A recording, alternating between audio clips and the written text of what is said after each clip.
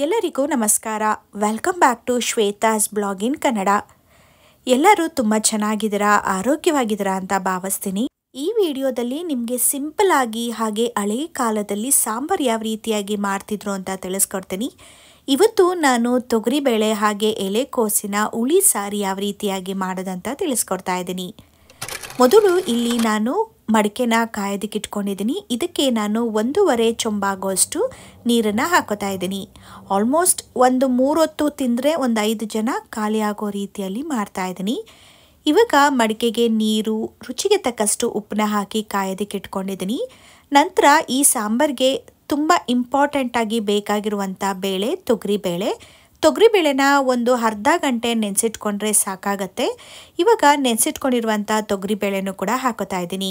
ಈ ರೀತಿ ನಾವು ಓಪನ್ ಪಾತ್ರೆಯಲ್ಲಿ ಸಾಂಬಾರು ಮಾಡ್ತಾ ಇದ್ದೀವಿ ಅಥವಾ ಅನ್ನ ಮಾಡ್ತಿದ್ದೀವಿ ಅಂದರೆ ಆ ಪದಾರ್ಥ ಅಂದರೆ ಅಕ್ಕಿ ಇರ್ಬೋದು, ಬೇಳೆ ಇರ್ಬೋದು, ಸ್ವಲ್ಪ ನೆನಾಕಿ ನಂತರ ನಾವು ಅಡುಗೆ ಮಾಡೋದ್ರಿಂದ ಬೇಗನೂ ಆಗುತ್ತೆ. ಹಾಗೆಯೇ ನಾವು ಯಾವುದೇ ಬೇಳೆ ಕಾಳುಗಳನ್ನು ನೆನೆಸಿ ಅಡುಗೆ ಮಾಡೋದ್ರಿಂದ ನಮ್ಮ ದೇಹಕ್ಕೆ, ಇನ್ನೂ ನಮ್ಮ ಆರೋಗ್ಯಕ್ಕಂತೂ ತುಂಬಾ ಒಳ್ಳೆಯದು ಅಂತಲೇ ಹೇಳ್ಬೋದು. ಯಾವುದಾದ್ರೂ ಬೇಳೆನ ನೆನಾಕ್ತಾ ಇದ್ದೀರಾ ಅಂದರೆ ಒಂದು ಅರ್ಧ ಗಂಟೆ ನೆನಾಕಿ ನಂತರ ಸಾರು ಮಾಡೋದು ಉತ್ತಮ. ಯಾವುದಾದ್ರೂ ಕಾಳನ್ನು ಬಳಸಿ ಸಾರು ಮಾಡ್ತಾ ಇದ್ದೀರಾ ಅಂದರೆ ನೀವು ರಾತ್ರಿನೇ ಕಾಳುಗಳನ್ನು ನೆನೆಸಿಟ್ಕೋಬೇಕಾಗತ್ತೆ. ಇವಾಗ ಒಂದು 10 ನಿಮಿಷಕ್ಕೆ ಬೇಳೆನೂ ಕೂಡ ಚೆನ್ನಾಗಿ ಬೆಂದಿತ್ತು. ಇವಾಗ ಹೆಚ್ಚಿಟ್ಕೊಂಡಿರುವಂಥ ಎಲೆಕೋಸನ್ನು ಕೂಡ ಹಾಕೋತಾ ಇದ್ದೀನಿ. ಇದನ್ನು ಸಣ್ಣದಾಗಿ ಹೆಚ್ಚಿ ಹಾಕ್ಕೊಂಡ್ರೆ ಸಾಕಾಗತ್ತೆ. ಉದ್ದುದ್ವಾಗಾದರೂ ಹೆಚ್ಚಿಟ್ಕೋಬೋದು, ಆದರೆ ತುಂಬ ದಪ್ಪವಾಗಿ ಹೆಚ್ಚಕ್ಕೆ ಹೋಗಬೇಡಿ. ಹಾಕಿರುವಂಥ ಬೇಳೆ ತರಕಾರಿ ಬೇಯೋಷ್ಟರೊಳಗಡೆ ಈ ಕಡೆ ಸಾಂಬಾರ್ ಮಸಾಲಾನು ಕೂಡ ರುಬ್ಕೊಂಬಿಡೋಣ. ಮೀಡಿಯಮ್ ಸೈಜ್ ನಿಂಬೆಹಣ್ಣು ಗಾತ್ರದಷ್ಟು ಹುಣಸೆಹಣ್ಣ ತೊಗೊಂಡಿದ್ದೀನಿ. 1 ಬೆಳ್ಳುಳ್ಳಿ, ಮೀಡಿಯಮ್ ಸೈಜ್ ಗಾತ್ರದ 1.5 ಈರುಳ್ಳಿನ ತೊಗೊಂಡಿದ್ದೀನಿ. ಇನ್ನು ಖಾರದ ಪುಡಿ, ಸಾಂಬಾರು ಪುಡಿ ಸಾರಿಗೆ ತಕ್ಕಂತೆ, ಹಾಗೆ ಎಷ್ಟು ಕ್ವಾಂಟಿಟಿ ಮಾಡ್ತಿದ್ರ ಅದರ ತಕ್ಕಂತೆ ಹಾಕ್ಕೊಳ್ಬೇಕಾಗತ್ತೆ. ನಾನಿಲ್ಲಿ ಚಿಕ್ಕ ಸ್ಪೂನಲ್ಲಿ 3 ಸ್ಪೂನ್ ಆಗೋಷ್ಟು ಖಾರದ ಪುಡಿ ಹಾಗೆ 3 ಸ್ಪೂನ್ ಸಾಂಬಾರು ಪುಡಿ ಹಾಕ್ಕೊಂಡಿದ್ದೀನಿ. ನಂತರ ಇದಕ್ಕೆ 4 ಸ್ಪೂನ್ ಆಗೋಷ್ಟು ಅಂದರೆ ದೊಡ್ಡ ಸ್ಪೂನಲ್ಲಿ ಅಳತೆ ತಗೊಳ್ಳಿ. 4 ಸ್ಪೂನ್ ಆಗೋಷ್ಟು ತೆಂಗಿನ ತುರಿನ ಹಾಕ್ಕೊಂಡು ಸ್ವಲ್ಪ ನೀರನ್ನ ಹಾಕ್ಕೊಂಡು ನುಣ್ಣದಾಗಿ ರುಬ್ಕೋಬೇಕು. ಈ ಸಾಂಬಾರಿಗೆ ಎಷ್ಟು ನುಣ್ಣದಾಗಿ ರುಬ್ಬಿಟ್ಕೊತೀರಾ ನೋಡಿ ಅಷ್ಟು ಟೇಸ್ಟಿಯಾಗಿರುತ್ತೆ. ತರಿಯಾಗಿ ರುಬ್ಕೋಬೇಡಿ. ಇವಾಗ ಸಾಂಬಾರು ಮಸಾಲನೂ ಕೂಡ ರೆಡಿ ಆಯಿತು. ಹಾಗೆ ಮಡಿಕೆಯಲ್ಲಿ ಕಾಳು ಹಾಗೆಯೇ ಹಾಕಿರುವಂಥ ಎಲೆಕೋಸು ಕೂಡ ಚೆನ್ನಾಗಿ ಬೆಂದಿದೆ. ಮಡಿಕೆಯಲ್ಲಿ ನಾವು ಅಡುಗೆ ಮಾಡುವಾಗ ಈ ರೀತಿಯಾಗಿ ಸಾಂಬಾರು ಅಥವಾ ಅನ್ನ ಮಾಡಬೇಕಾದ್ರೆ ಮೇಲ್ಗಡೆ ನೊರೆಯಾಗಿ ಬರೋದು ಸಹಜ. ನಾವು ಅವಾಗವಾಗ ಈ ರೀತಿ ಒಂದು ಬಟ್ಲಲ್ಲಿ ತಣ್ಣೀರನ್ನ ತಗೊಂಡು ಅದನ್ನು ಎದ್ಕೊಂಡು ಕಂಟನೆಲ್ಲ ನೀಟಾಗಿ ಸರೋಕೊಂಡು ಕ್ಲೀನ್ ಮಾಡಿಕೊಂಡ್ರೆ ಮಡಿಕೆನೂ ಕೂಡ ಕ್ಲೀನಾಗಿರುತ್ತೆ. ಹಾಗೆಯೇ ಅವಾಗವಾಗ ಈ ರೀತಿ ಮಾಡ್ಕೊಳ್ಳೋದ್ರಿಂದ ಹೊರಗಡೆ ಉಕ್ಕೋದು ಇಲ್ಲ. ಇನ್ನು ಮಡಿಕೆನೂ ಕೂಡ ಸ್ವಲ್ಪ ತಣ್ಣಗಾಗೋದ್ರಿಂದ ಉಕ್ಕಿ ಆಚೆಗಡೆ ಬರೋದಿಲ್ಲ. ಸೊ ಈ ರೀತಿಯಾಗಿ ಅವಾಗವಾಗ ನೀವು ಮಡಿಕೆ ಬಳಸೋರು ಈ ರೀತಿ ಮಾಡಿಕೊಂಡ್ರೆ ನೋಡೋದಕ್ಕೂ ಕೂಡ ಚೆನ್ನಾಗಿ ಕಾಣುತ್ತೆ. ಇನ್ನು ನಾವು ಲಿಡ್ನ ಕ್ಲೋಸ್ ಮಾಡಬೇಕಾದ್ರೂ ಕೂಡ ನೀಟಾಗಿ ಕ್ಲೋಸ್ ಮಾಡ್ಕೋಬೋದು. ಬೇಳೆ 80% ಬೆಂದಿದೆ ಅಂದಾಗ ಇಲ್ಲಿ 1 ಟೊಮ್ಯಾಟೊನ ಸಣ್ಣದಾಗಿ ಹೆಚ್ಚಿ ಹಾಕೋತಾ ಇದ್ದೀನಿ. ಈಗ ಒಂದು 2 ನಿಮಿಷ ಬೇಯಿಸಿದ್ರೆ ಸಾಕಾಗತ್ತೆ. ಟೊಮ್ಯಾಟೊ, ಬೇಳೆ ಹಾಗೆ ಎಲೆಕೋಸು ಎಲ್ಲದೂ ಕೂಡ ಚೆನ್ನಾಗಿ ಹೊಂದಿಕೊಂಡು ಇನ್ನೂ ಚೆನ್ನಾಗಿ ಬೇಯ್ಕೊಳ್ಳುತ್ತೆ. ಇವಾಗ ಮತ್ತೊಮ್ಮೆ ಲಿಡ್ನ ಕ್ಲೋಸ್ ಮಾಡಿ 1 ಅಥವಾ 2 ನಿಮಿಷ ಕಾದರೆ ಸಾಕಾಗತ್ತೆ. ಈ ರೀತಿಯಾಗಿ ಚೆನ್ನಾಗಿ ಕುದ್ದಿರುತ್ತೆ. ಟೊಮೆಟೊ ಚೆನ್ನಾಗಿ ಬೆಂದಿದೆ ಅಂತ ಗೊತ್ತಾಗೋದಕ್ಕೆ ಘಮದ ಜೊತೆಗೆ ಆ ನೀರು ಕೂಡ ಸ್ವಲ್ಪ ಕೆಂಪು ಕಲರ್ಗೆ ಟರ್ನ್ ಆಗಿರುತ್ತೆ, ಅದನ್ನು ಕೂಡ ನೀವು ನೋಡ್ಬೋದು.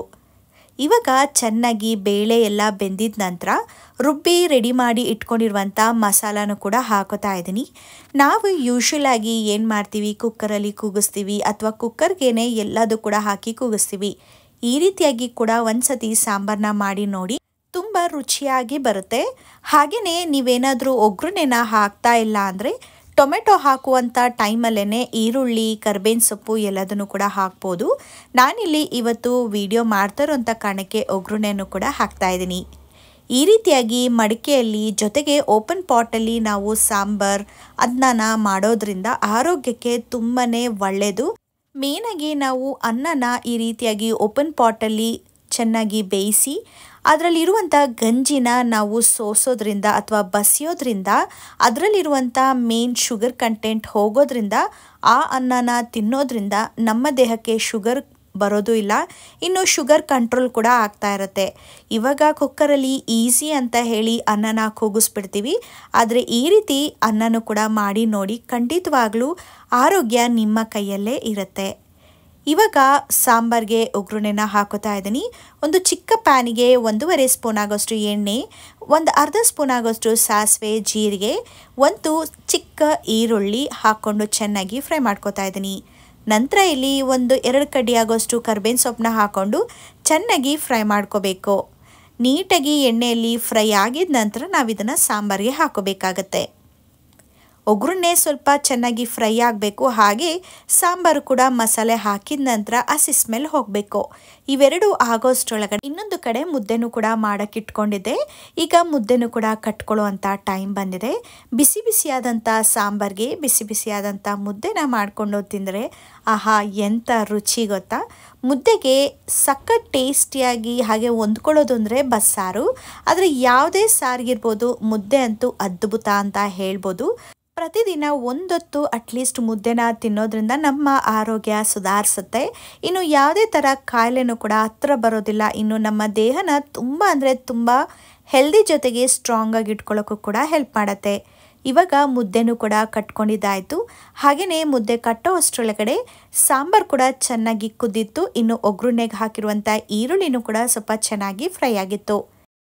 ನೋಡಿ, ಈ ರೀತಿಯಾಗಿ ನಾವು ಸಾಂಬಾರು ಮಾಡುವಾಗಲೇ ಅನ್ನ ಮುದ್ದೆ ಈ ರೀತಿ ಮಾಡ್ಕೊಳ್ಳೋದ್ರಿಂದ ಟೈಮ್ ಕೂಡ ಸೇವ್ ಆಗುತ್ತೆ. ಇನ್ನು ಈಸಿ ಅನಿಸುತ್ತೆ ನಮಗೆ ಅಡುಗೆ ಮಾಡೋದು. ಇವಾಗ ಒಗ್ಗರಣೆನ ಸಾಂಬಾರಿಗೆ ಹಾಕ್ಕೊಳ್ಳೋಣ. ನೀವೇನಾದರೂ ಒಗ್ಗರಣೆ ಹಾಕ್ಕೊಳ್ಳೋದಕ್ಕೆ ಇಷ್ಟ ಇಲ್ಲ ಅಂದರೆ ಟೊಮೆಟೊ ಹಾಕಿದಂಥ ಟೈಮಲ್ಲೇ ಕರ್ಬೇವಿನ ಸೊಪ್ಪು ಹಾಗೆ ಈರುಳ್ಳಿನ ಹಾಕ್ಕೊಂಡ್ರೆ ಸಾಕಾಗುತ್ತೆ.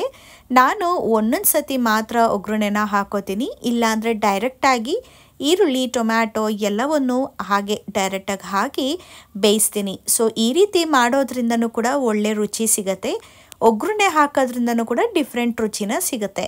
ಇವಾಗ ಒಗ್ಗರಣೆನೂ ಕೂಡ ಹಾಕಿ ಚೆನ್ನಾಗಿ ಮಿಕ್ಸ್ ಮಾಡ್ಕೊತಾ ಇದ್ದೀನಿ. ಇವಾಗ ಒಂದು ಅರ್ಧ ನಿಮಿಷ ಕುದ್ರೆ ಸಾಕಾಗತ್ತೆ. ಇವಾಗ ಊಟ ಮಾಡ್ಕೊಳ್ಳೋದಕ್ಕೆ ತಟ್ಟೆಗೂ ಕೂಡ ಸರ್ವ್ ಮಾಡ್ಕೊಳ್ಳೋಣ. ನೋಡ್ಬೋದು, ತುಂಬ ರುಚಿಯಾಗಿ ಹಾಗೆಯೇ ಕ್ವಿಕ್ಕಾಗಿ ಈಸಿಯಾಗಿ ಸಾಂಬಾರನ್ನ ಮಾಡೋದು ಹೇಗೆ ಅಂತ ತಿಳಿಸ್ಕೊಟ್ಟಿದ್ದೀನಿ. ಹಳೆ ಕಾಲದಲ್ಲಿ ಇದೇ ರೀತಿಯಾಗಿ ಮಾಡ್ತಾಯಿದ್ರು, ಹಾಗೆ ಒಗ್ಗರಣೆ ಎಲ್ಲ ಹಾಕ್ತಾ ಇರಲಿಲ್ಲ. ಆ ಕಾರಣಕ್ಕೆ ಹೆಲ್ದಿಯಾಗೂ ಇರ್ತಿದ್ರು. ಇನ್ನು ಜಿಡ್ಡಿನ ಅಂಶ, ಫ್ಯಾಟ್ ಅಂಶ ನಮ್ಮ ದೇಹದಲ್ಲಿ ಇರ್ತಿರ್ಲಿಲ್ಲ. ಇನ್ನು ಬೆವರು ಹೋಗೋವರೆಗೂ ಕೂಡ ನಾವು ಕೆಲಸನೂ ಕೂಡ ಮಾಡ್ತಾ ಇದ್ವಿ ಅಲ್ವಾ. ಈ ರೀತಿಯಾಗಿ ಕೂಡ ಒಂದು ಸತಿ ನೀವು ಸಾಂಬಾರನ್ನ ಮಾಡಿ ನೋಡಿ. ಹಾಗೆ ಈ ರೆಸಿಪಿ ಶೇರ್ ಮಾಡಿರೋವಂಥದ್ದನ್ನು ಕೂಡ ಒಂದು ಸತಿ ಟ್ರೈ ಮಾಡಿ. ಅಂದರೆ ಓಪನ್ ಪಾಟಲ್ಲಿ ಯಾವುದೇ ಥರ ಸಾಂಬಾರು ಮಾಡೋದು ಕೂಡ ಒಳ್ಳೆ ರುಚಿ ಸಿಗುತ್ತೆ. ಹಾಗೆಯೇ ಬೇಳೆ ಮತ್ತು ಎಲೆಕೋಸನ್ನ ಹಾಕ್ಕೊಂಡು ಒಂದು ಸತಿ ಸಾಂಬಾರನ್ನ ಮಾಡಿ ನೋಡಿ.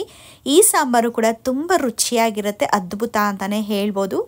ಈ ವಿಡಿಯೋ ನಿಮಗೆ ಇಷ್ಟ ಆಯ್ತಂದರೆ ಪ್ಲೀಸ್ ಒಂದು ಲೈಕ್ನ ಕೊಡಿ, ಹಾಗೆ ನಿಮ್ಮ ಫ್ರೆಂಡ್ಸ್ ಆ್ಯಂಡ್ ಫ್ಯಾಮ್ಲಿಗೆ ಶೇರ್ ಮಾಡಿ. ನೆಕ್ಸ್ಟ್ ವಿಡಿಯೋದಲ್ಲಿ ಡಿಫ್ರೆಂಟ್ ಆದ ರೆಸಿಪಿ ಜೊತೆಗೆ ಸಿಗ್ತೀನಿ. ಅಲ್ಲಿವರೆಗೂ ಟೇಕ್ ಕೇರ್, ಬಾಯ್.